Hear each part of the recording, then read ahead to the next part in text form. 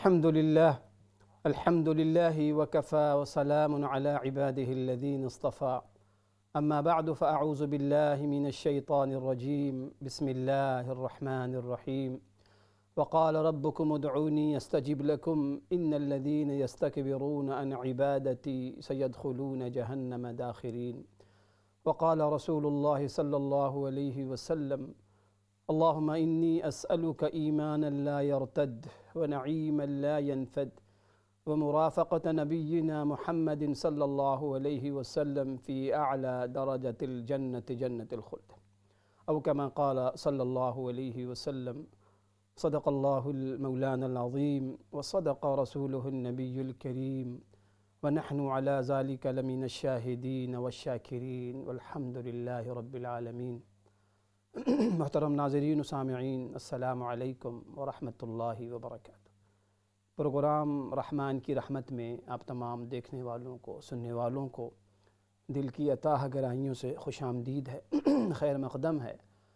اللہ سبحانہ و تعالیٰ سے دعا ہے اللہ کریم ہم سب کے سننے سنانے کو اپنی بارگاہ میں بے حد قبول و منظور فرمائیں، اور جو کچھ ہم سنے سنائیں چونکہ مقصد عمل ہے، اللہ کریم ہم سب کو عمل کی توفیق عطا فرمائے، آمین یا رب العالمین۔ ناظرین، یہ شوال کا مہینہ شروع ہو چکا ہے، ماہ مقدس ہم سے رخصت ہو چکا۔ اللہ کریم سے یہ بھی درخواست اور التجا ہے کہ جو کچھ بھی ہم نے، آپ سب نے، پوری امت نے ماہ مقدس کے اندر جو بھی ٹوٹی پوٹی نیکیاں کیں، اعمال کیے، اللہ کریم محض اپنے فضل و کرم سے ان تمام نیکیوں کو شرف قبولیت عطا فرمائے، آمین یا رب العالمین۔ اور اس شوال کے مہینے میں بھی بہت سے لوگوں نے، بھائیوں نے، بہنوں نے 6 روزے رکھے ہوں گے، بہت سے لوگوں نے رکھ لیے ہوں گے، بہت سے لوگ رکھ رہے ہوں گے۔ اللہ کریم سب کے ان روزوں کو قبول فرمائے۔ حدیث میں اس روزے کی بڑی فضیلت ہے، فرمایا کہ من صام رمضان ثم اتبعہ 6 من شوال کان کصیام الدہر، کہ اگر کوئی شخص، کوئی بندہ یا بندی صائم الدہر بننا چاہتا ہے، صائم الدہر مطلب پورے سال کے روزے کا ثواب پانا چاہتا ہے، تو رحمت عالم صلی اللہ علیہ وسلم نے بڑا پیارا نسخہ آسان فرما دیا کہ اگر تم میں سے کوئی بھی شخص، کوئی بھی صاحب ایمان بندہ یا بندی صائم الدہر ہونے کا شرف حاصل کرنا چاہتا ہے تو بہت آسان طریقہ کہ رمضان کے روزوں کے بعد 6 روزے شوال کے رکھ لیں۔ اور اس روزے کو اتنا آسان کیا گیا ناظرین کہ ایک ساتھ رکھنا بھی ضروری نہیں، آپ پورے مہینے کے اندر 6 روزہ رکھ سکتے ہیں متفرق طور پہ۔ ہر ہفتے آپ 3 روزے رکھ لیں، ایک دن گیپ کر کے 1 دن روزہ رکھ لیں، کوئی قید نہیں، کوئی پابندی نہیں، بس پورے مہینے میں 6 روزے رکھنے۔ اور اجر کیا فرمایا گیا کہ اس کے پچھلے سارے گناہ معاف کر دیے جاتے ہیں، اور اللہ پاک کی نظر میں وہ ایسا ہو جاتا ہے جیسے کہ صائم الدہر، وہ شخص، وہ بندہ، وہ بندی جس نے پورے سال روزہ رکھا ہو۔ چونکہ ثواب کے حوالے سے جو ضابطہ ہے کہ 1 کا 10 دیا جاتا ہے کم از کم، تو 30 روزے کے روزہ کا جو ثواب ہو گیا پورے سال کا ہو گیا، 30 دائیاں آپ اس کو 10 سے ضرب دیں تو 300 دن کے ہو گئے۔ پھر اگر 6 روزہ آپ رکھ لیتے ہیں، کوئی بندہ یا بندی رکھ لیتی ہے تو 60 روزے کے اس کا ثواب مل گیا، گویا 360 یعنی پورے سال کا اجر و ثواب اسے حاصل ہو گیا۔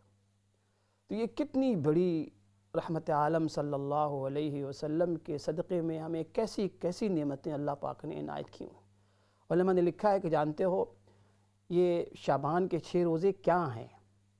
بظاہر یہ نفل روزے ہیں، تو فرمایا کہ اس کی مثال بالکل ایسی سمجھ لو جیسے کہ ہم فرائض نماز ادا کرتے ہیں، تو نمازوں سے، فرائض سے اول آخر کچھ ہم نوافل بھی پڑھتے ہیں۔ مغرب کے بعد نفل ہے، عشاء کے بعد نفل ہے، ظہر کے بعد نفل ہے۔ تو اور نفل کا کردار کیا ہوتا ہے؟ نفل کا کردار یہ ہوتا ہے کہ فرائض میں جو کمی کوتاہی رہ جائے، جو کمی بیشی رہ جائے، نوافل کے ذریعے اس کی ریکوری کی جاتی ہے۔ حدیث میں آتا ہے کہ قیامت کے دن اللہ پاک جو ہے، جب بندوں کے اعمال پیش کیے جائیں گے اور فرائض میں جب اس کمی کوتاہی نظر آئے گی تو اللہ پاک فرشتوں سے پوچھیں گے کیا اس بندے کے نام عمل میں نوافل ہیں، نفل اعمال ہیں؟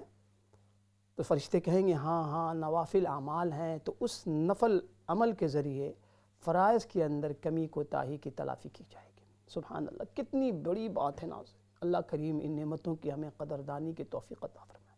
ہاں، اس کا ضرور خیال رکھیں ہم کہ جس شخص کے رمضان کے اندر فرض روزے چھوٹ گئے ہیں تو اس کی کوشش کرنی چاہیے کہ پہلے فرض روزے کی ہم تکمیل کر لیں۔ جیسے خواتین ہیں، ان کے اگر روزے چھوٹ گئے ہیں 4، 6، 2 بھی، مرد حضرات ہیں بیماری کی وجہ سے یا شرعی عذر کی وجہ سے 2، 4 روزے اگر چھوٹ گئے ہیں تو اس کی کوشش کرنی چاہیے کہ ہم پہلے فرض روزہ اس کی قضا کر لیں، اس کی کوشش کرنی چاہیے۔ اس کے علاوہ ناظرین دیکھیں، ایک تو روزہ، نماز، حج، زکوٰۃ، میں نے بارہا عرض کیا ہے کہ ایک تو ان کی ایک ظاہری شکل ہے۔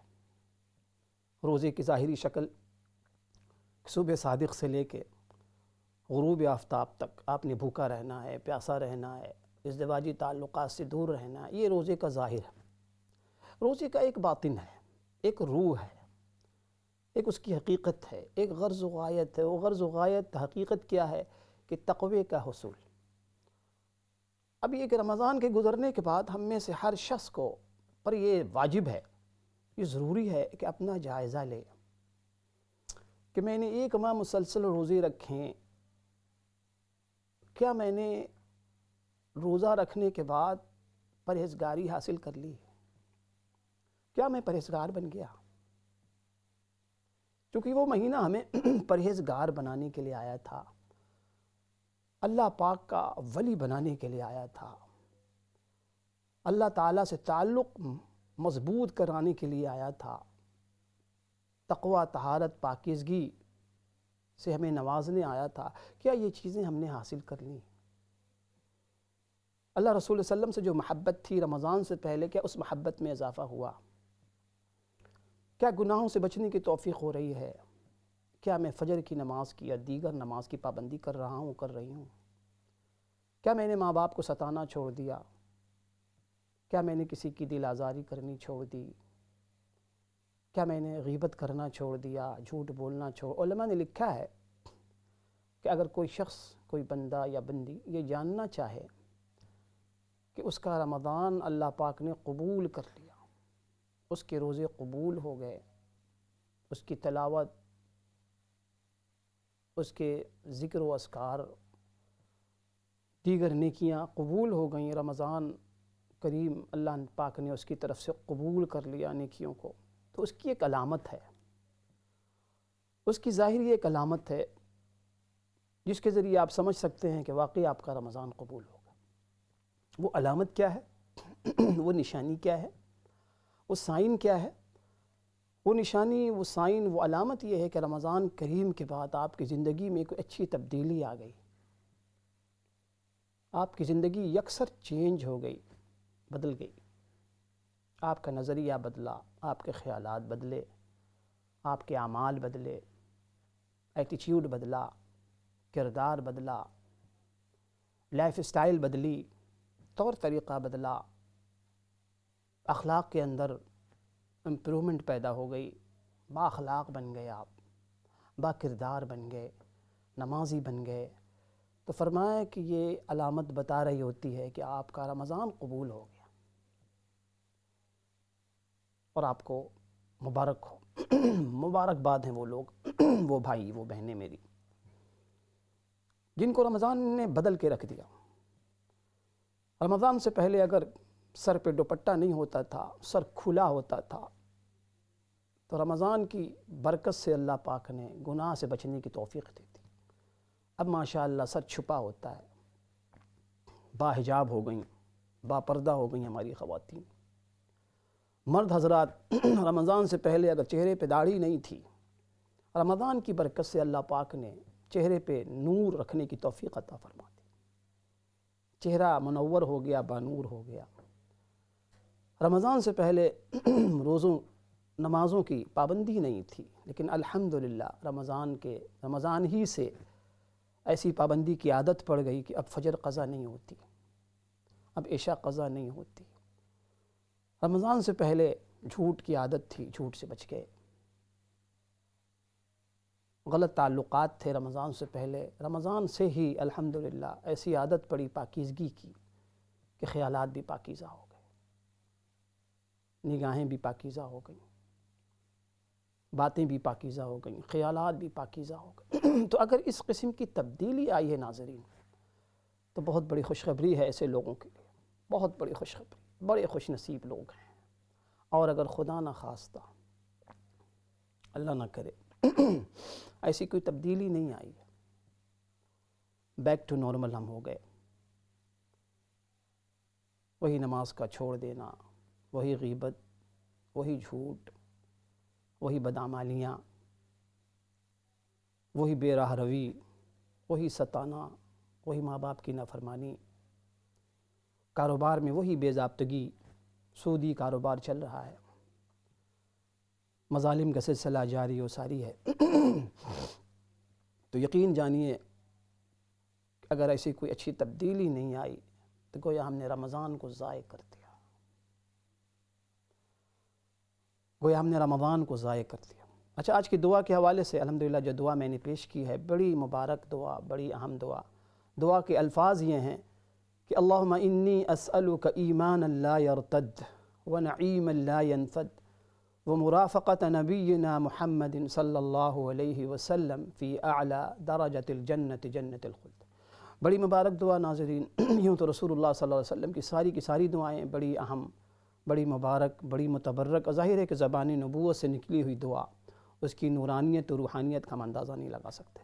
اچھا، اس دعا کا ترجمہ سمپل سا پہلے عرض کر دوں، جس کا ترجمہ ہے اللہم انی اسألک ایمانا لا یرتد۔ اے اللہ، میں آپ سے ایسے ایمان کا سوال کرتا ہوں، ایسے ایمان کا مطالبہ کرتا ہوں کہ جس ایمان میں ارتداد نہ ہو، ایسا ایمان عطا فرمائیے جس ایمان میں، ایمان ملنے کے بعد اس میں ارتداد نہ ہو۔ وَنَعِيمًا لَا يَنْفَدْ، اور ایسی نعمتیں آپ سے میں مانگتا ہوں، ایسی نعمتوں کا سوال کرتا ہوں، لا ينفد، جو کبھی ختم نہ ہو، جس کو زوال نہ ہو، فنا نہ ہو، ایسی نعمت جو ہمیشہ میرے ساتھ رہے۔ اس کے بعد فرمایا تیسری چیز، مرافقت نبینا محمد صلی اللہ علیہ وسلم۔ اے اللہ، میں آپ سے رحمت عالم صلی اللہ علیہ وسلم کی مرافقت، ساتھ چاہتا ہوں، مرافقت چاہتا ہوں۔ کہاں؟ اعلیٰ جنت، جنت الخلد کے اندر، ہمیشگی کی جو جنت ہے، اس میں رسول اللہ صلی اللہ علیہ وسلم کی رفاقت چاہتا ہوں، معیت چاہتا ہوں۔ ناظرین، اس دعا کے اندر 3 چیزیں مانگی گئیں، اور یہ تینوں چیزیں اپنے آپ میں ایسا ہے جیسا کہ مانگنے والے نے اللہ پاک سے خزانہ مانگ لیا۔ ہر تینوں چیزوں میں ہر دعا اپنے آپ میں ایک پورا خزانہ ہے، نعمتوں کا ایک پورا دفتر ہے۔ دعا کے اندر پہلا جو جملہ ہے، پہلی جو بات مانگی ہے مانگنے والے نے، فرمایا کہ یا اللہ ایسا ایمان عطا فرما جس ایمان میں ارتداد نہ ہو۔ ارتداد کسے کہتے ہیں ناظرین؟ ارتداد کہتے ہیں لوٹ جانے کو، اسی سے کہتے ہیں رد کرنا کسی چیز کا، رد عمل، ایکشن کا ری ایکشن، رد، رجوع، لوٹ جانا۔ ارتداد کہتے ہیں لا یرجع من الاسلام الى الکفر، کہ کفر سے ایمان، کفر سے اسلام سے کفر کی طرف لوٹنا نہ ہو۔ ایسا ایمان عطا فرمائے، ایسا ایمان، اتنی مضبوطی ہو اس ایمان میں، ایسا اسٹرونگ ایمان ہو، ایسا مضبوط ایمان ہو یا اللہ کہ اس ایمان میں تزلزل نہ ہو، استقامت ہو، ڈاواڈول نہ ہو۔ اسی سے ارتداد کے معنی ابھی میں عرض کر رہا تھا، اس کے معنی آتے ہیں لوٹ جانے کے، کہ خدا نہ خواہ، اللہ نہ کرے، کیونکہ دیکھیں ایمان ایک بہت بڑی نعمت یہ اللہ پاک کی طرف سے دی ہوئی ہوتی ہے، عطا کردہ ہے اللہ پاک کی طرف سے ہدایت، ایمان اگر مل جائے تو بندہ یہ عرض کر رہا ہے کہ یا اللہ جس طریقے سے آپ نے ہمیں ہدایت دی ہے، ایمان کی دولت عطا فرمائی ہے، دوبارہ میں کفر کی طرف نہ لوٹوں۔ ظاہر ہے کہ انسان کی جو نیچر ہے، جبلت کے اندر جو ہے نافرمانی ہے۔ انسان کو نافرمان بنانے کے لیے کوئی ضابطے کی ضرورت نہیں، انسان کو نیک صالح بنانے، انسان کو برا بنانے کے لیے کسی ضابطے کی ضرورت نہ، ہاں اچھا بنانے کے لیے، نیک صالح بنانے کے لیے ضابطے کی ضرورت ہوتی۔ انسان تو برائی کی طرف یوں ہی بھاگ رہا ہوتا، وما ابرئ نفسی، برائی کی طرف بلانے کے لیے اس کو ضرورت نہیں، چونکہ اس کا نفس خود بخود برائی کی طرف رواں دواں ہے۔ ہاں اس کو نیکی کی طرف بلانے کے لیے تگ و دو جد و جہد کرنی پڑتی۔ اسی سے نکلا ہے ناظرین مردود، جو لفظ استعمال ہم لوگ کرتے ہیں نا، مردود یعنی راندہ درگاہ، ریجیکٹڈ، جو اللہ پاک کے دربار سے ریجیکٹ کیا ہوا ہو، مردود شیطان کو ہم کہتے ہیں رجیم، ریجیکٹڈ ون۔ تو اس کا بڑا خیال کرنا چاہیے۔ ہمارے یہاں بڑی مصیبت یہ ہے کہ ہم لوگ جب کسی سے اختلاف رکھتے ہیں، کسی سے کوئی ناراضگی ہوتی ہے، تو ایسے الفاظ استعمال کر دیتے ہیں اپنے مخالفین کے لیے، وہ فلاں شخص مردود ہو گیا، فلاں شخص منحوس ہو گیا۔ اس سے گریز کرنا چاہیے، اسلام نے پسند نہیں کیا۔ مخالفت میں دیکھیں اعتدال ہونا چاہیے۔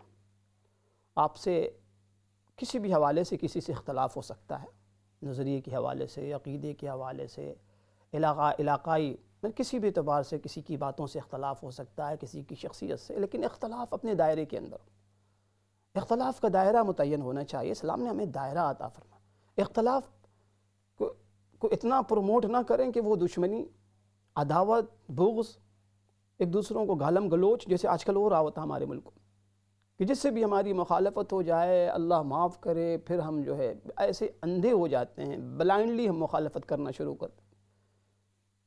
ابھی پچھلے دنوں واقعہ بہت سے لوگوں نے سنا اور دیکھا ہے، حرم شریف کے اندر لوگوں نے نعرے لگائے ہیں، نعوذ باللہ، رحمت عالم صلی اللہ علیہ وسلم کا روضہ اطہر ہے، جہاں ادب ہی ادب ہے، جہاں معمولی سی بھی ادبی انسان کو دائرہ اسلام سے خارج کر سکتی۔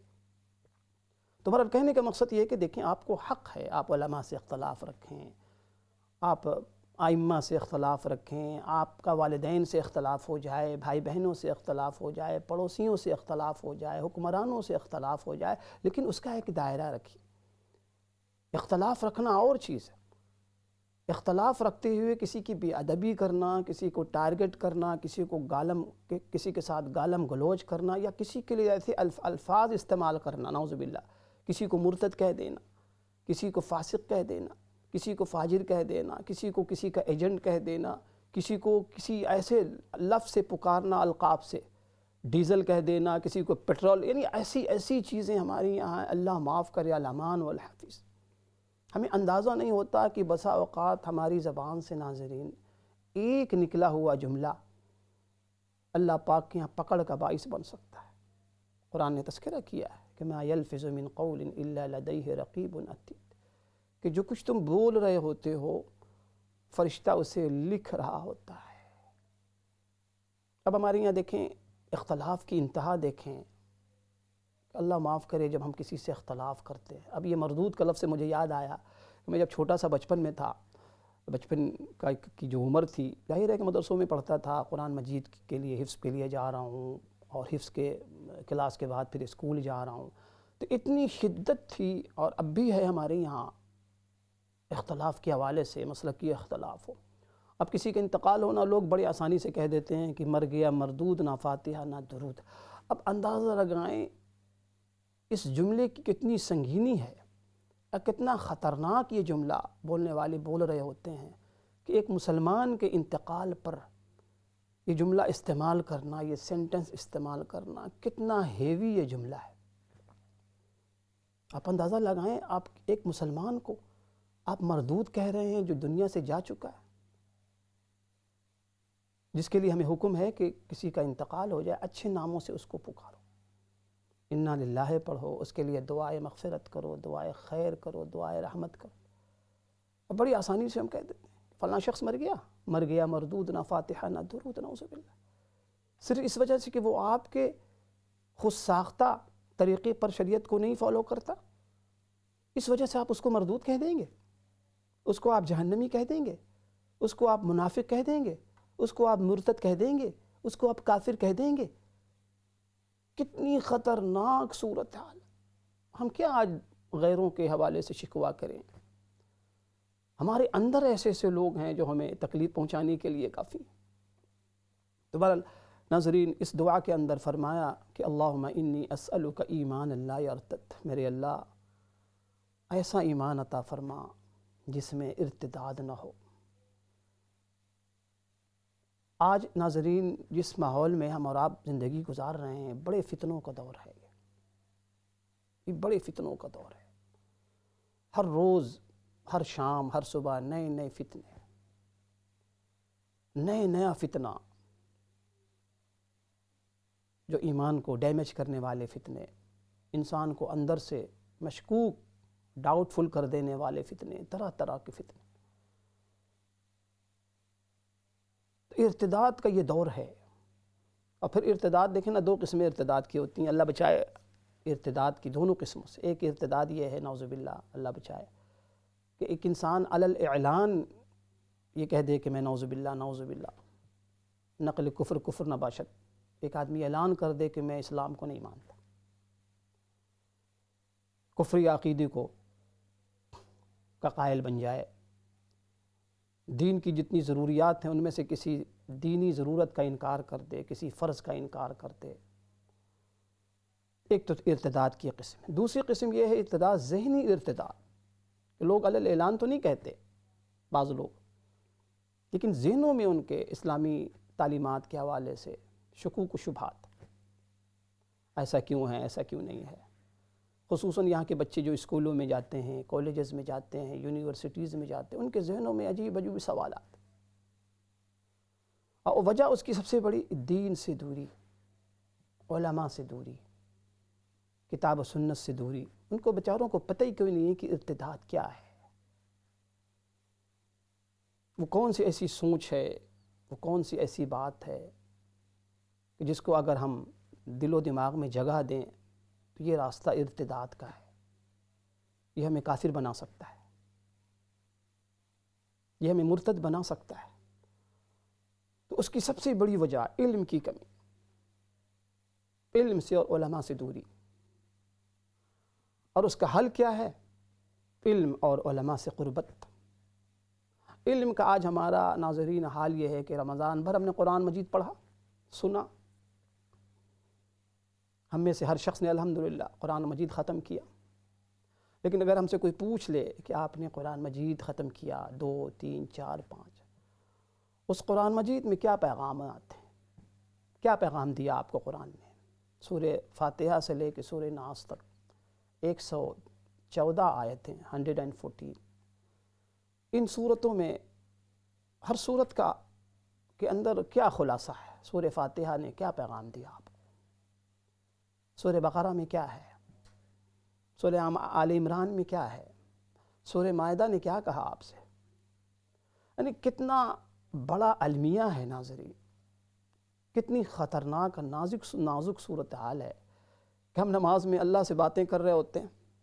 کہتے ہیں نا کہ المصلی یناجی ربہ، نماز پڑھنے والا اپنے رب سے مناجات کر رہا ہوتا ہے. اور ہماری کیسی بات ہوتی ہے کہ نہ ہم خود سمجھتے ہیں کہ اپنے رب سے ہم کیا کہہ رہے ہیں، اور نہ رب کی بات ہم سمجھ پاتے ہیں، نہ اپنی بات ہم سمجھ پا رہے ہیں کہ ہم کیا کہہ رہے ہیں اپنے رب سے، اور نہ رب کی بات ہم سمجھ پا رہے ہیں کہ میرا رب مجھ سے کیا کہہ رہا ہے.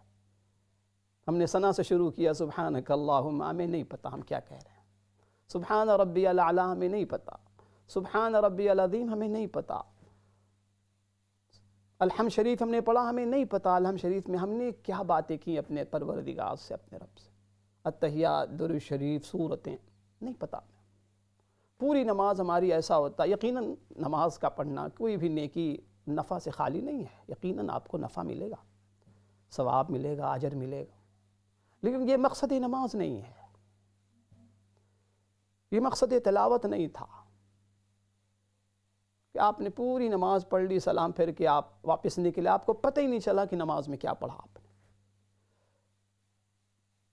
تو آئیے اس بات کا ہم تہیہ کرتے ہیں ناظرین کہ رمضان گزرا ہے، رمضان یہ پیغام دے کے گیا ہے کہ اللہ کے بندو قرآن مجید سمجھ کے پڑھو. آج گمراہی کی سب سے بڑی وجہ، بے شمار وجوہات ہیں ہماری دین سے دوری کی، ارتداد کی، اللہ پاک سے دوری کی، کہ ہم نے قرآن سمجھنا چھوڑ دیا. فہم قرآن کا کمال کی بات یہ ہے کہ ہم اس کی ضرورت ہی محسوس نہیں کرتے کہ قرآن ہمیں سمجھنا چاہیے. تراویح کا کیا مقصد تھا؟ پورا قرآن ہم نے سنا، کیا ہم نے سنا، کیا تھا اس میں؟ نہیں پتہ. ہر سوال کا جواب ہم یہ دیتے ہیں کہ نہیں پتہ. التحیات کیا، نہیں پتہ. تو پھر جو گزر گیا گزر گیا. میرے کہنے کا مقصد یہ ہے کہ ابھی سے جتنے لوگ میری باتیں سن رہے ہیں، مجھے دیکھ رہے ہیں، اگر میری بات میں تھوڑی سی بھی آپ کو لاجک لگتی ہے تو یہ وعدہ کیجیے اپنے آپ سے مختصر سا بریک انشاءاللہ تعالی، بریک کے بعد پھر اسی موضوع پر کنٹینیو کرتے ہیں۔ السلام علیکم ورحمۃ اللہ وبرکاتہ۔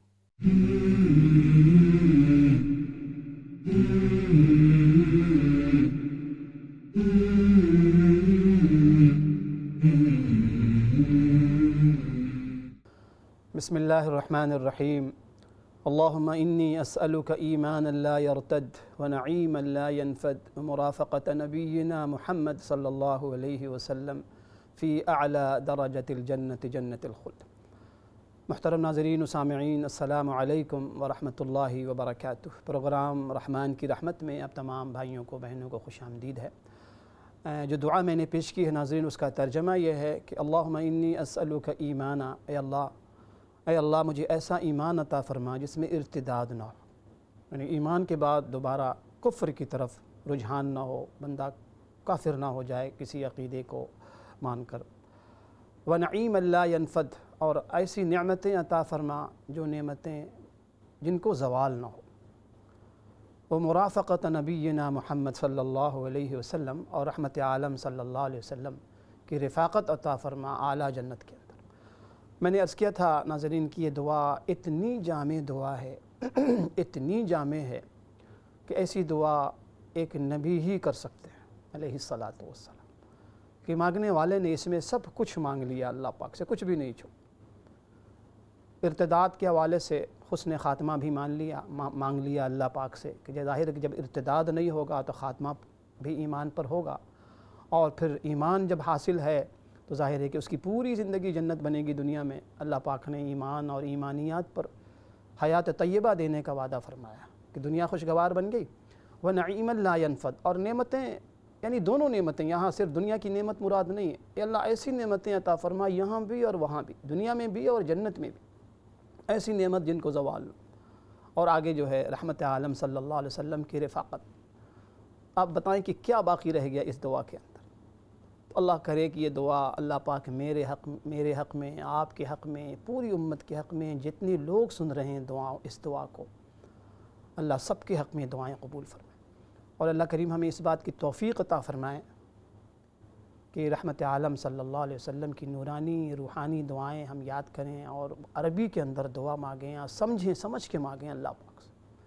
مفتی شفیع صاحب رحمۃ اللہ علیہ نے بار بار اس بات کو لکھا ہے کہ دیکھو دعا ہمیں اللہ پاک سے مانگنے کا حکم ہے، دعا کرنے کا، پڑھنے کا نہیں۔ دعا پڑھنا تو ذریعہ ہے دعا مانگنے کا، لیکن دعا مانگنے کا حکم ہے، دعا مانگنے کا حکم ہے۔ تو میں عرض کر رہا تھا ناظرین کہ یہ دور جس سے ہم اور آپ جس سے گزر رہے ہیں بڑا پرفتن دور ہے۔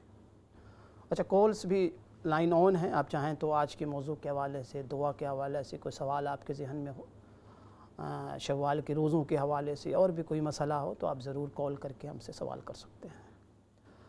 تو میں عرض کر رہا تھا ناظرین کہ ارتداد کہ بندہ اسلام سے کفر کی طرف اللہ نہ کرے لوٹے، کفر کی طرف رجوع کرے، کسی ایسے عقیدے کا حامل نہ ہو جائے جس سے مرتد ہو جائے انسان۔ اللہ ہم سب کی حفاظت فرمائے، خصوصاً ہماری اولاد کی، جنریشن کی اللہ پاک حفاظت فرمائے۔ آج بہت بڑا مسئلہ اولاد کی تعلیم و تربیت کا ہے، بہت بڑا مسئلہ بنا ہوا۔ اس حوالے سے ہمیں جتنا سنجیدہ ہونا چاہیے، اللہ ہمیں سنجیدگی عطا فرمائے، فکر مندی عطا فرمائے۔ ہم لوگ بالکل فکر مند نہیں اس حوالے سے، الا ماشاء اللہ، کہ اولاد ہماری کیا پڑھ رہی ہے، ان کو کیا پڑھایا جا رہا ہے، ان کا سلیبس کیا ہے، سلیبس میں ان کو کیا پڑھایا جا رہا ہے، اسلام کے حوالے سے ان کے ذہن میں کس قسم کے سوالات پیدا ہوتے ہیں، کیا ہم ان کو جواب دے پاتے ہیں، کیا ان کو ہم مطمئن کر پا رہے ہیں، قرآن مجید سے وابستگی ہماری کس درجے میں ہے۔ میں نے بارہا عرض کیا ہے، دیکھیں قرآن مجید اللہ پاک کا آخری ہدایت نامہ ہے۔ قرآن مجید کے 5 حقوق ہیں ہم پر: ایمان لانا، قرآن مجید سے محبت کرنا، اس کی عظمت دل میں رکھنا، اور اس کے بعد اس کو پڑھنا، اس کی تلاوت۔ 3 حق ہو گیا۔ چوتھا حق یہ ہے اس کو سمجھنا، فہم قرآن مجید کا فہم، انڈرسٹینڈنگ۔ آج مجموعی طور پہ حالت یہ ہے کہ ہم بچے ہمارے کیا سمجھیں گے، ہم خود بھی نہیں سمجھتے قرآن مجید۔ اور ظاہر ہے کہ قرآن مجید کا جو بڑا مقصد عمل کرنا ہے، اور کسی چیز پر عمل کرنے کے لیے ناظرین اس کو سمجھنا بہت ضروری ہے۔ آپ جب سمجھیں گے نہیں تو عمل کیسے کریں؟ کسی تھیوری کو سمجھانے کے لیے سمجھنا ضروری، کسی تھیوری پر عمل کرنے کے لیے سمجھنا ضروری ہے۔ آج فہم قرآن کا حال یہ ہے کہ ایک بڑی اکثریت ہماری، اگر میں کہوں کہ شاید 90% لوگ قرآن مجید نہیں سمجھتے، فہم قرآن نہیں، تو شاید بیجا نہ ہو۔ قرآن مجید ہم پڑھ لیں، 10 ختم، 15 ختم، 20 ختم، 25، 40 ختم، ختم پہ ختم ہو رہا۔ یقیناً تلاوت بھی ضروری ہے، تلاوت بھی ضروری ہے، مستقل عبادت ہے، لیکن تلاوت نزول قرآن کا مقصد نہیں ہے۔ قرآن مجید کے نزول کا مقصد نہیں ہے۔ ظاہر ہے کہ آپ پوری زندگی تلاوت کرتے رہیں، آپ نے سمجھا ہی کچھ نہیں، آپ عمل کیسے کریں گے؟ اور یہی وجہ ہے کہ دشمنان اسلام نے ہمیں قرآن سے اور علماء سے دور رکھا ہے۔ ان کی بھرپور کوشش ہوتی ہے کہ لوگوں کو ایکچول قرآن سے دور رکھا جائے، علماء سے دور رکھا جائے۔ یہ بہت بڑا آدمی ہے۔ آپ دیکھیں نا، ہم کئی سالوں سے، کوئی 20 سال، کوئی 30 سال، کوئی 25 سال سے قرآن پڑھ رہا ہے، رمضان میں تراویح پڑھ رہا ہے، سن رہا سنا رہا، لیکن کوئی سمجھ نہیں۔ ہمیں نہیں پتہ کہ قرآن ہم سے کیا کہہ رہا ہے۔ حالانکہ قرآن کیا ہے؟ آپ دیکھیں قرآن کیا ہے۔ قرآن اللہ پاک کا کلام ہے۔ قرآن پاک کا متکلم کون ہے؟ اللہ کی ذات ہے۔ قرآن مجید کا مخاطب کون ہے؟ انسان۔ اللہ پاک ہر آیت میں ہم سے مخاطب ہیں۔ اللہ پاک ہم سے کچھ کہہ رہے ہیں، لیکن ہمیں نہیں پتہ۔ ہمیں نہیں پتہ اللہ پاک کیا کہہ رہے ہیں۔ اور اس کے سمجھنے کی، فہم کی کوشش تو دور کی بات ہے، ہم نے کبھی ضرورت ہی محسوس نہیں کی۔ چلیں اس مرتبہ انشاءاللہ تعالی قرآن ہم تلاوت کریں گے سمجھ کے۔ ہم 5 پارہ نہیں، 2 پارہ نہیں، 1 پارہ نہیں، 1 رکوع پڑھیں گے روزانہ، لیکن سمجھ کے۔ الحمد سے ہم شروع کرتے ہیں، سورہ فاتحہ سے ہم شروع کرتے ہیں، روزانہ 1 سورت کا ترجمہ ہم پڑھیں۔ اور میں کہتا ہوں ناظرین، آج کے دور میں اتنا آسان ہے علم حاصل کرنا، اتنا آسان ہے کہ شاید آج سے پہلے کبھی اتنا آسان نہیں تھا۔ آپ اپنے فون میں ایپ ڈاؤن لوڈ کر لیں، دنیا بھر کے مفسرین کا ترجمہ آپ کو ملے گا۔ ہزاروں کی تعداد میں مترجم ہیں قرآن مجید کے ترجمہ کرنے والے۔ ان میں آپ کی ذمہ داری ہے کہ آپ مستند علماء، مستند فقہاء، مستند اہل علم، صاحب علم کی جو تفسیر ہے، جو ترجمہ ہے، اس ایپ کو ڈاؤن لوڈ کر اپنے فون میں آپ پڑھ سکتے ہیں۔ روزانہ 1 رکوع اپنے لیے متعین کر لیں کہ ہم نے انشاءاللہ جب صبح میں بیدار ہوں گا، فجر کے بعد ہم نے 1 رکوع پڑھنا ہے۔ تلاوت جتنی چاہے آپ کریں، آدھا پارہ کر لیں، 1 پارہ کر لیں، نور علی نور ہے، لیکن ترجمہ آپ نے شروع کرنا ہے۔ اگر واقعی رمضان سے آپ نے کچھ پایا تو یہ عمل شروع کر دیں۔ اور ظاہر ہے کہ بھی اللہ پاک کی توفیق کے بغیر ممکن نہیں۔ آپ یہ تہیہ کریں، اب مجھ سے وعدہ کریں، آپ جتنے لوگ مجھے سن رہے ہیں ابھی، آپ کہ آپ نے آج کا دن تو گزر گیا، کل صبح سے 1 رکوع قرآن مجید کا ترجمہ پڑھ لیں۔ نمبر 1۔ نمبر 2، آپ کی جو بھی لوکل مسجد ہے، امام سے آپ کا تعلق خوشگوار ہونا چاہیے۔ آج کل مسجدوں کو دیکھیں نا کیا حال ہے۔ مسجدوں میں ہم لوگ جب جاتے ہیں تو ایسی افراتفری رہتی ہے۔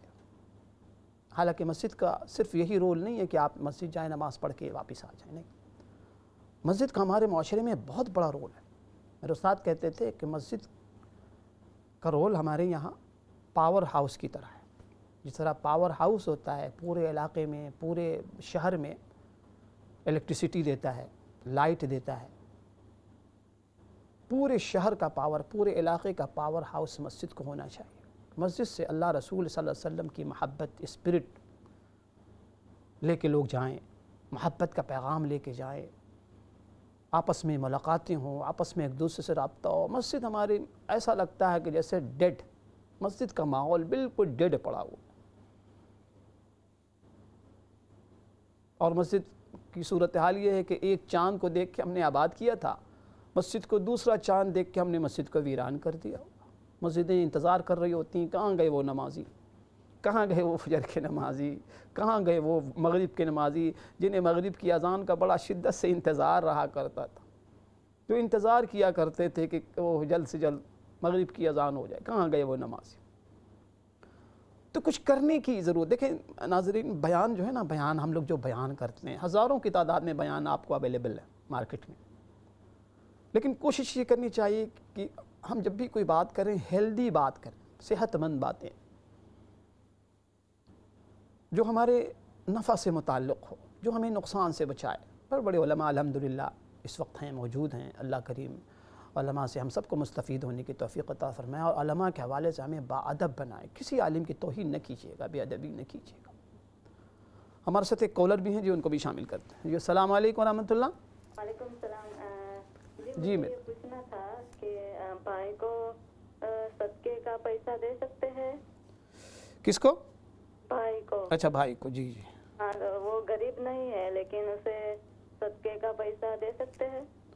ٹھیک ہے، عرض کرتا ہوں۔ بہت شکریہ جی، بہت شکریہ۔ میری بہن نے سوال کیا ہے کہ کیا بھائی کو صدقے کا پیسہ دے سکتے ہیں جبکہ وہ غریب نہیں ہے؟ دیکھیں میری بہن، اصل میں صدقہ جو لفظ ہے نا، یہ بڑا ذو معنی لفظ ہے، اس کے کئی معانی ہوتے ہیں۔ صدقہ کے معنی آتے ہیں، ایک اگر اس معنی میں ہے آپ کے کہ صدقہ کا معنی ہے نیکی کرنا، صدقہ کا معنی نیکی، کہتے ہیں نا کہ راستے سے چیز ہٹا دینا، یہ بھی صدقہ ہے۔ کسی سے اچھا بول لینا، کسی کو تسلی دینا، کسی کو تشفی دینا، یہ بھی ایک صدقہ ہے۔ آج تو یہ بھی چیزیں ختم ہوتی جا رہی ہیں کہ ہمیں یہ بھی نہیں پتہ ہوتا کہ ہم کس موقع پر کیا بولیں، کس موقع پر کون سا لفظ استعمال کریں۔ کوئی بیمار ہے تو اس کو ہم تسلی دیں، تسلی کے الفاظ ہمیں آنے چاہیے۔ خوشی کے موقع پر کون سا لفظ جملہ، یعنی اس قدر ہم علم سے اور شعور سے دور ہوتے چلے جائیں، ہمیں پتہ ہی کوئی نہیں ہوتا کس موقع پر ہم کیا کہیں۔ ایک آدمی مریض ہو، بیمار ہو، اس کو ہم اس قدر اور ڈرا دیتے ہیں۔ ایک آدمی پریشان حال ہو، اس کو اور جو ہے تیل چھڑک کے اور آگ لگا دیتے۔ تعلقات کسی کے آپس میں خراب ہوں تو اور زیادہ ہم جو ہے نا ایک دوسرے کو بدظن کر دیتے ہیں ایک دوسرے سے۔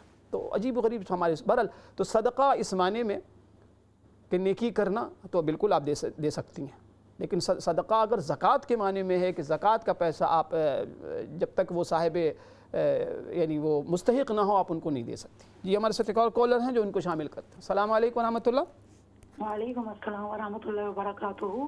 جی میری بہن۔ مولانا صاحب، یہ میرا سوال ہے کہ میں اپنے بھائی کو عمرہ کروانا چاہتی ہوں، جی جی لیکن وہ افورڈ تو نہیں کر سکتا، اس لیے تو میں اگر یہ نیت کروں کہ میں اپنے والدین کے خالص ثواب بھی نیت کر لوں اور بھائی کا عمرہ بھی ہو جائے، تو یہ وہ کر سکتے ہیں ہم ایسا؟ بھائی کو عمرہ کرانا چاہتی ہیں؟ جی اپنے بھائی کو۔ اچھا ٹھیک ہے، عرض کرتا ہوں۔ کیونکہ وہ افورڈ تو نہیں کر سکتا، لیکن تو میں نے کہا چلو میں کراؤں والدین کی نیت۔ ٹھیک ہے، میں عرض کرتا ہوں میری بہن۔ خالص ثواب کی۔ بہت شکریہ، بہت شکریہ۔ دیکھیں عمرہ جو ہے بذات خود ایک نفل عمل ہے۔ ظاہر ہے کہ حج کی طرح نہیں ہے، حج جو ہے فرض ہے ہر صاحب استطاعت پر زندگی میں ایک مرتبہ، لیکن ظاہر ہے کہ عمرہ ایک نفل عمل ہے۔ نفل عمل کی مثال جو ہے نا یہ ہے کہ اگر آپ کے اوپر کسی کا قرض نہیں ہے، کسی کا کوئی حق نہیں ہے۔ اچھا میرے ساتھ ایک اور کالر ہیں جو ان کو بھی شامل کرتے ہیں۔ السلام علیکم ورحمۃ اللہ۔ وعلیکم السلام ورحمۃ اللہ وبرکاتہ۔ قاری صاحب کیسے ہو؟ جی الحمدللہ الحمدللہ۔ یونس بھائی خیریت سے ہیں؟ جی نہیں خیریت نہیں ہوں، بیمار ہوں یار، میرا پاؤں سوج گیا ہے، میں 12 روزے سے ہاسپٹل میں تھا۔ اللہ پاک شفا دے جی۔ اور میرے کو یہ پوچھنا ہے کہ یہ ہمارے دعا کرنا کہ اللہ اللہ شفا، ابھی بھی ٹریٹمنٹ سب کر رہی ہے، جی مسجد نہیں جا سکتا ہوں کل سے جمعہ کی، تو دعا کرنا۔ میرے کو یہ پوچھنا ہے کہ ہمارے لوگ یہ بھگت لے کے پھرتے ہیں، ہمارے جو خاص کر کے نمازی بھائی ہیں، تو وہ بھگت کا کیا عذاب ہے یا کیا پنشمنٹ ہے؟ آمین۔ کیا دیکھتے ہیں گوگل؟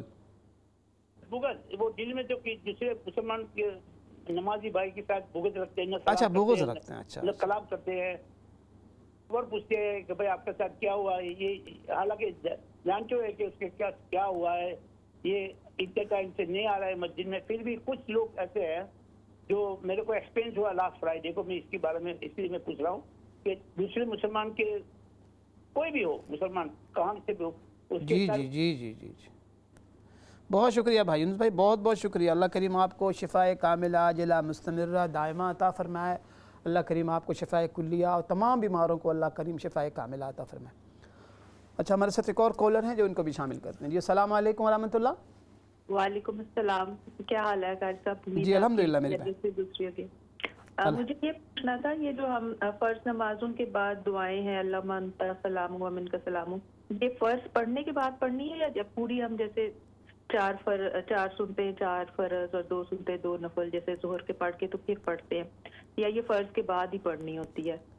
तो ये कहते हैं कि फर्ज नमाज के बाद दुआ ज्यादा कबूल होती है, तो वो ऐसा जो 4 फर्ज या 2 फर्ज होते हैं उसके बाद है या पूरी नमाज पढ़ने के बाद हम दुआ मांगते? ठीक है, मैं अर्ज़ करता हूँ मेरी बहन, मैं अर्ज़ करता हूँ। बहुत बहुत शुक्रिया आपकी कॉल का। जी तो मेरी बहन आपने पूछा है कि भाई को आप उम्रा कराना चाहती हैं। देखें, मैंने अभी अर्ज़ किया कि उम्रा एक नफल अमल है, इसका ख्याल रखें कि नफल अमल आप करने या कराने जा रही हैं, बहुत अच्छी बात है भाई को बहन को किसी को उम्रा कराना, लेकिन इसका ख्याल रखें कि आपके ऊपर किसी का हक़ तो नहीं है, माली तौर पे कर्ज़ तो नहीं है, किसी किस्म का कोई हक़ तो नहीं है, ज़कात अभी पूरी अदा हो गई है। अगर इन तमाम हुकूक़ से के बाद अगर पैसा आपके पास एक्स्ट्रा सेविंग है और आप जो है उम्रा कराना चाहती हैं तो बहुत अच्छा अमल है, बहुत ऊंचा अमल है। अल्लाह करीम यकीनन जब आप किसी को उम्रा कराती हैं तो उम्रे करने वाले को तो अजर मिलता ही है, लेकिन जो उम्रा कराता है तो उसको भी अजर मिलता है। अब ज़ाहिर है कि माँ बाप की तरफ से आप नियत ये करें सवाब में, बल्कि ये है कि देखिए माँ बाप ने अगर वसीयत नहीं की है तो उनकी तरफ से भी वाजिब फ़र्ज़ नहीं है। ऐसे ही है जैसे कि कोई आदमी कुरान मजीद की तिलावत करता है और हाथ उठा के जब दुआ करता है तो सबको शामिल कर लेता है। इसी तरीके से जब आप उम्रा कराएं तो नियत ये करें कि अल्लाह जो भाई हमारा उम्रा करने जा रहा है इसका जो सवाब है अल्लाह पाक मेरे वालिदैन को भी इससे हिस्सा अता फ़रमाए, और उस भाई को भी आप ताकीद करें कि उनकी तरफ से तवाफ़ कर लिया करें। हमारे यहाँ नफल तवाफ़ तो बहुत आसान है कि एक उम्रा करने वाला शख्स जब उम्रे को जाता है तो बेतहाशा वो तवाफ़ कर सकता है, हर नमाज के बाद एक तवाफ़ कर ले, और जब नफली तवाफ़ करे तो नियत कर ले कि ये तवाफ़ मेरी अम्मी की तरफ से, ये तवाफ़ अब्बू की तरफ से, ये तवाफ़ नामी सब तमाम मरहूमीन जो जितने लोग उसके करीबी रिश्तेदार हैं कर सकता है, तो कोई मसला नहीं इंशाअल्लाह ताला। तो ऐसा उम्रा कराना बहुत अच्छी बात है, अल्लाह जज़ा खैर दे उनको। अच्छा, दूसरा सवाल हमारे भाई ने पूछा है, बीमार भी हैं, अल्लाह करीम से दुआ है कि अल्लाह पाक जो है इन्हें और तमाम बीमारों को शिफ़ाए कामिला आजिला मुस्तमिर्रा दायमा अता फ़रमाए। साथ साथ में भाई ने मसला ये पूछा है कि हमारे यहाँ जो बहुत सी बीमारियाँ नाज़रीन बहुत कॉमन है, बहुत आम है, उनमें से एक बीमारी जो रूह की बीमारी है, हमारे बातिन की बीमारी है, वो है बुग़्ज़, बदगुमानी।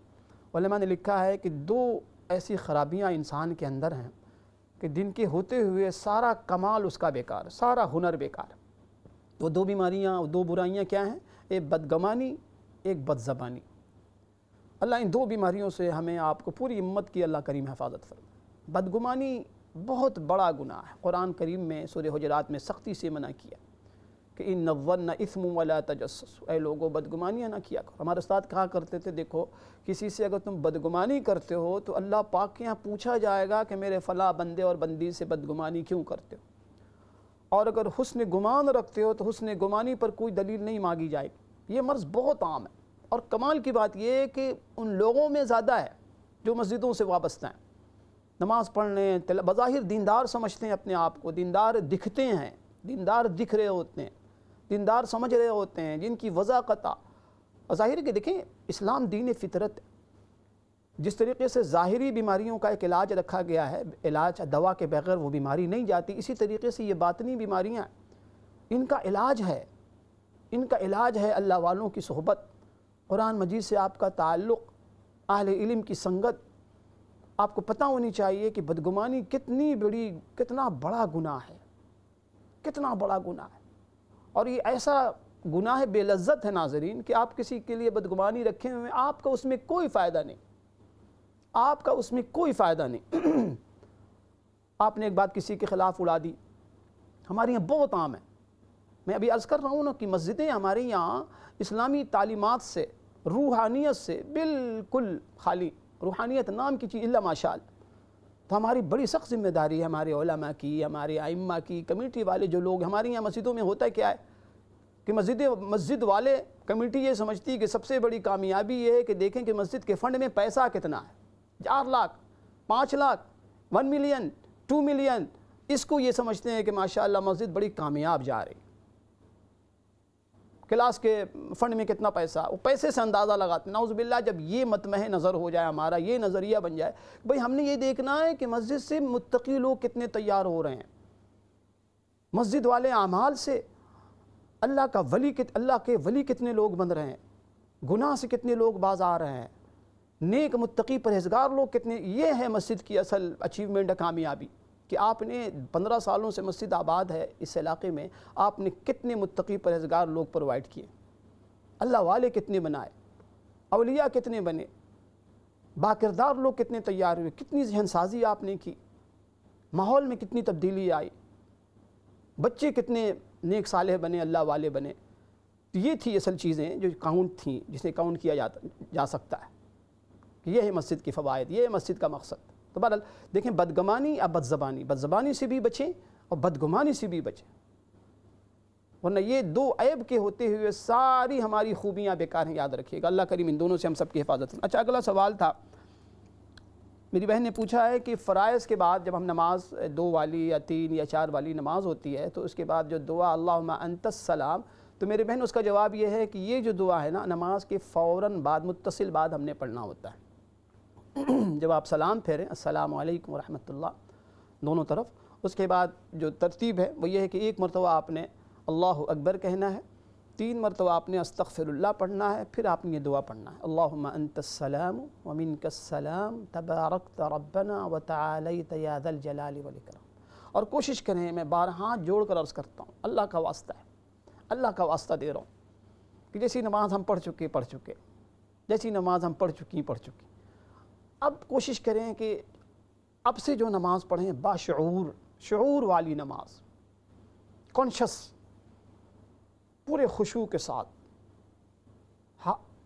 دماغ بھی حاضر ہو، دل بھی حاضر ہو، کہ اس کا ترجمہ مفہوم ہمارے ذہن میں ہو. اللہم انت السلام، اے اللہ آپ سراپا سلامتی، ومنک السلام آپ ہی سے سلامتی پھیل رہی ہے. اس کا ترجمہ، اس کا مفہوم آپ کے ذہن میں ہو. سورہ فاتحہ سے لے کے جو بھی میں تو عرض یہ کرتا ہوں کہ کم از کم جتنی صورتیں ناظرین آپ نماز میں پڑھتے ہیں یا جو دعائیں آپ نماز میں پڑھتے ہیں، کم از کم ان دعاؤں کے حوالے سے، ان صورتوں کے حوالے سے آپ کی معلومات ہونی چاہیے. سورۃ الفاتحہ سے لے کے سورۃ الفیل تک 10 صورتیں کم از کم آپ کو اس کا ترجمہ آتا ہو، اتحیات کا پتہ ہو کہ آپ کیا پڑھ رہے ہیں، دعائے قنوت آپ کو پتہ ہونا چاہیے کہ دعائے قنوت میں آپ کیا کہہ رہے ہیں، ثنا کیا ہے، سجدے میں اور رکوع میں جو آپ تسبیح پڑھتے ہیں آپ کو پتہ ہو. تو یہ دعا میری بہن آپ نماز کے فوراً بعد، ہاں جو اس کے علاوہ جو بہت سی دعائیں ہیں اس میں فقہ نے یہ لکھا ہے کہ وہ نمازیں جن کے بعد سنت مؤکدہ ہے، تو ان نمازوں کے بعد لمبی چوڑی دعائیں آپ نہ کریں، بلکہ پہلے سنت مؤکدہ پڑھ لیں پھر وہ ساری چیزیں پڑھیں. جیسے وہ جو تسبیحات فاطمی ہے، آیت الکرسی ہے، اور بھی بہت سی دعائیں جو مسنون ہیں، سورہ اخلاص ہے، سورۃ الفلق ہے، سورۃ الناس، یہ ساری تسبیحات، یہ سارے اوراد و وظائف ان نمازوں میں جن کے بعد فوراً سنت ہے، سنت مؤکدہ ہے، تو ان میں تو یہ کہ آپ جلدی کریں کہ پہلے سنت مؤکدہ پڑھ لیں. اور جن نمازوں کے بعد سنت مؤکدہ نہیں ہے، جیسے عصر کے بعد نہیں ہے، فجر کے بعد کوئی سنت نہیں ہے، تو اس میں آپ فرض کے فوراً بعد وہ ساری دعائیں پڑھ سکتی ہیں جو معمولات ہیں آپ کے، وہ پورا پڑھیں. لیکن مغرب کے بعد کوشش کریں کہ ضروری دعا پڑھ کے آپ پہلے سنت پڑھ لیں پھر وہ ساری مسنون دعائیں پڑھیں. اسی طریقے سے ہم استغفار پڑھتے ہیں. استغفار کا بھی مطلب یہ ہوتا ہے کہ ہم نے نماز تو پڑھی لیکن استغفار ہم اس لیے کر رہے ہوتے ہیں کہ یا اللہ ہم کہاں آپ کی عبادت آپ کے شایع نشان ادا کر سکتے ہیں، ہم نہیں ادا کر سکتے آپ کی عبادت، کسی بھی عبادت کو اس کے شایع نشان. تو استغفار کر کے ہم اس کی تلافی کر رہے ہوتے ہیں کہ اللہ میں استغفار کرتا ہوں، میں معافی چاہتا ہوں کہ ہماری نماز جیسی پڑھنی چاہیے عظیم الشان نماز ہم نہیں پڑھ سکے، نہ ہمارا سجدہ صحیح، نہ رکوع صحیح، نہ تلاوت صحیح، نہ نیت صحیح، نہ قیام صحیح. یا اللہ میں معافی چاہتا ہوں. تو اس طریقے سے نماز کی کو ادا کریں اور کوشش کریں کہ ناظرین دیکھیں میں کبھی کبھی سوچتا ہوں کہ ہم لوگ کیسے عجیب لوگ ہیں، کیسے عجیب لوگ کہ دنیا کی ہر چیز کے بارے میں ہماری یہ خواہش ہوتی ہے، کوشش ہوتی ہے، تمنا ہوتی ہے، آرزو ہوتی ہے کہ ہم اسے بہتر بنائیں، ہم اسے شاندار بنائیں، ہم اسے شاندار گاڑی ہم نے رکھی ہوئی ہے، کوشش کرتے ہیں گاڑی ہماری شائننگ مارتی ہو، کپڑے ہم نے پہنے ہوتے ہیں، گھڑی ہمارے ہاتھوں میں ہوتی ہے، سر سے لے کے پیر تک، گھر میں ٹائل سے لے کے، کٹن سے لے کے، بیڈ سے لے کے، صوفے سے، ہر چیز شاندار اور سوائے نماز کے بارے میں کوئی اپ گریڈ ہم نے نہیں کیا آج تک، قرآن کے بارے میں کوئی دعاؤں کے حوالے سے کوئی اپ گریڈ۔ آئیے اس بات کا تہیہ کر کے آج کا پروگرام ختم کرتے ہیں کہ انشاءاللہ تعالی قرآن مجید اب سمجھ کے پڑھیں گے، قرآن مجید سے یاری دوستی لگائیں گے، نماز کو شاندار بنائیں گے، رمضان کا جو سب سے بڑا پیغام تھا اس کو زندہ کریں گے کہ زندگی میں تبدیلی آئے گی، نہیں تبدیلی لائیں گے انشاءاللہ تعالی، اسلامی ایمانی تبدیلی لائیں گے۔ تو اللہ کریم سے دعا ہے ناظرین، اللہ کریم آج کی اس دعا کو ہم سب کے حق میں، پوری امت کے حق میں قبول فرمائے۔ انشاءاللہ پھر نئی دعا کے ساتھ انشاءاللہ کل آپ کی خدمت میں حاضری ہوگی۔ السلام علیکم ورحمۃ اللہ وبرکاتہ۔